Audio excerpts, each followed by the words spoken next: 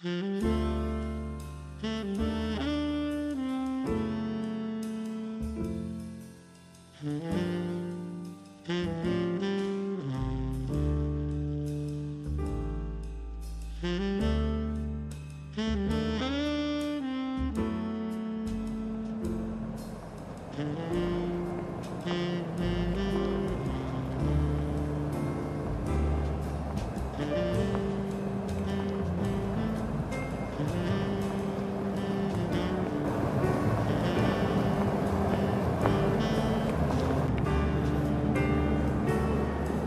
all began on a day like any other.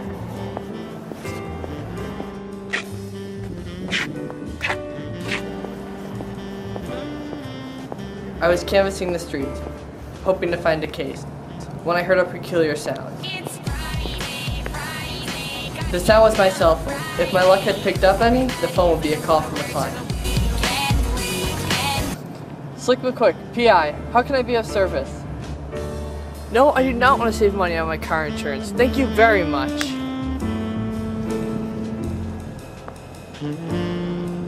I decided to call it a day and headed back to my office, where my recent lack of business had forced me to spend my nights. But when I got to the door, I found something I didn't expect.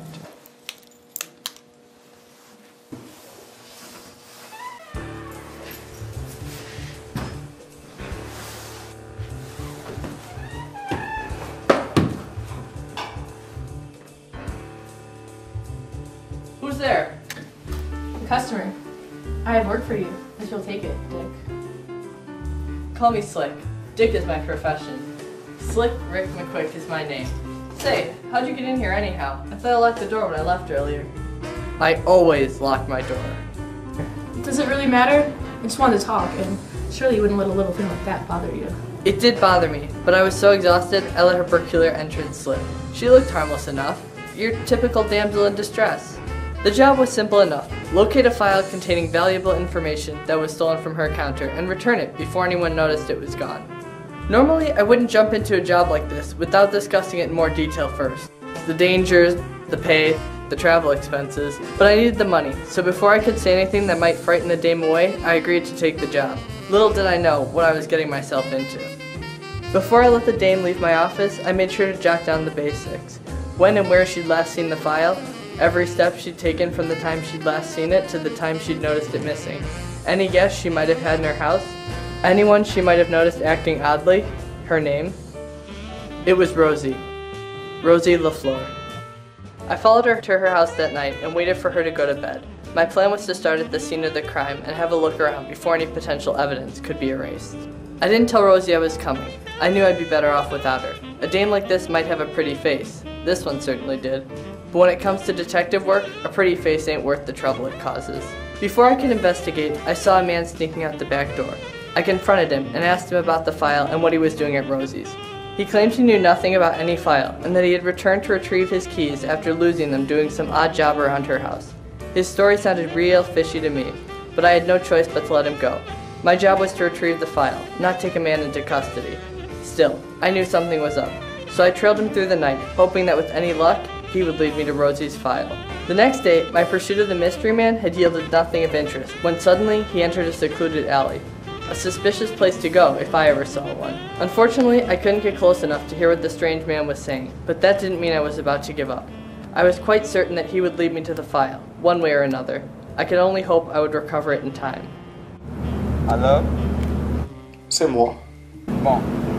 Avez-vous les dossiers? Oui. Bon. Et les passeports? Oui. Très bien. Quoi de billets d'air? Vous les avez? Oui. Et ma chemise favorite, c'est dans la valise, n'est-ce pas? Oui. Vous êtes absolument positif? Oui. C'est celui avec pas de poker et pas de string. Oui. Je sais, c'est là. C'est bon. Alors, tout est prêt, non? Oui. Bon. Maintenant, j'ai besoin de votre assistance avec quelque chose. Oui. Oui, il y a un homme bien armé qui faut rentrer. Je pense que le secret est bien compromis. Non. Oui. Oui. Oui, j'ai peur que c'est vrai. Maintenant, il me suit. Voyez qu'il n'arrive pas un peu plus près. Comprenez? Oui. C'est tout. Au revoir.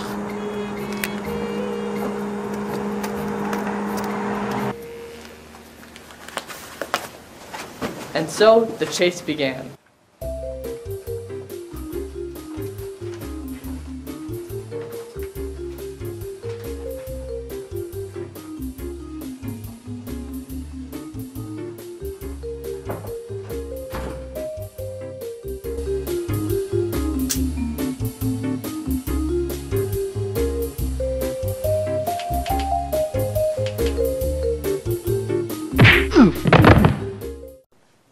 When I came to, I found myself in a pickle. And by pickle, I mean a dark room, presumably belonging to my captor. I don't like pickles. You ready to answer some questions now? That's right. This time it's your turn to explain yourself. Let's see. What to ask? How about, who are you? And why were you following me? I don't suppose you could just hand over the file and let me go? Alright. The name's Slick McQuick. I'm a private investigator. I was hired by Rosie LaFleur to return a stolen file of some sort. When I saw you sneaking out of her house, I put two and two together and assumed you were the thief. You Americans have a saying, no? When you assume something, it's like you're an ass. He obviously didn't know his sayings very well. Something like that. Hey, listen, can you at least untie my hands? It's not like I'm going anywhere with you pointing my gun at me. I didn't expect my captor to agree to my request, but I figured it was worth a try. My apologies, Detective. I see my precautions were very unnecessary. I wasn't sure how I was going to escape, but at least I could stretch out my arms. They were killing me. You see, when you started asking about the file, I thought you were after it for yourself. Now that I know your side of the story... So you admit you do have the file? But of course, I have every right to have it. But wait. I came here for one purpose. And that is to make some money so I can open up a business in my home country. And so I've been very busy with odd jobs, just plumbing jobs for Miss LaFleur. I just received the okay from the corporate headquarters 2 days ago. They also sent me the recipe for a secret soda syrup. It's in this folder, which Miss LaFleur was after. You mean... That's right, Miss LaFleur was needing you to do her dirty work. But how did she know you'd have the recipe? She always asked me about how things were, and I thought she was just trying to be polite and make conversation. I must have mentioned my plans for the factory a dozen times. I guess I didn't realize how closely she was listening. How did she know I'd run into you? That's why she insisted I stay and work when she left the house. She was setting me up as your prime suspect. I probably had my fingerprints all over the counter. And even if you didn't find those, I'm sure she would have conveniently remembered my being there all alone. You running into me was just a coincidence. What do we do now? We still have Rosie to deal with. I just might have an idea.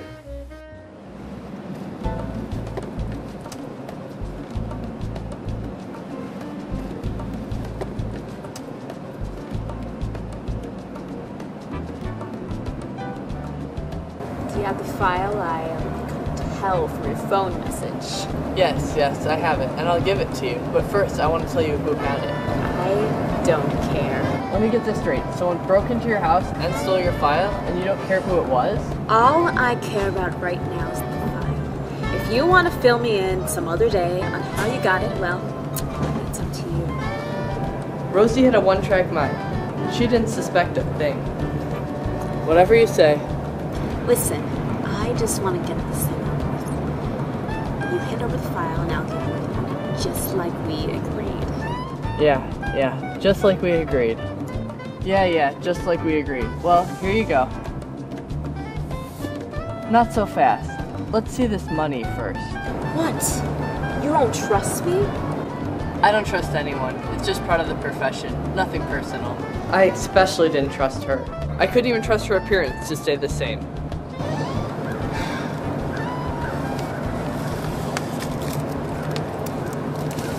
It's all in there. Well, Dick, Slick. I guess our business is done.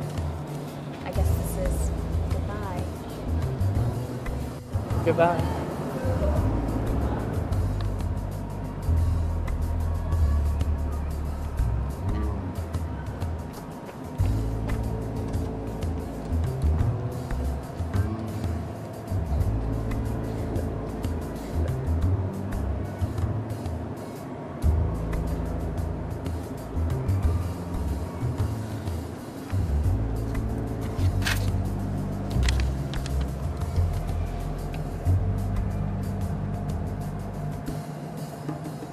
Another job, come and gone.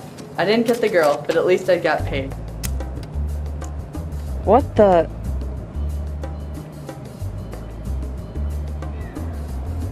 What the?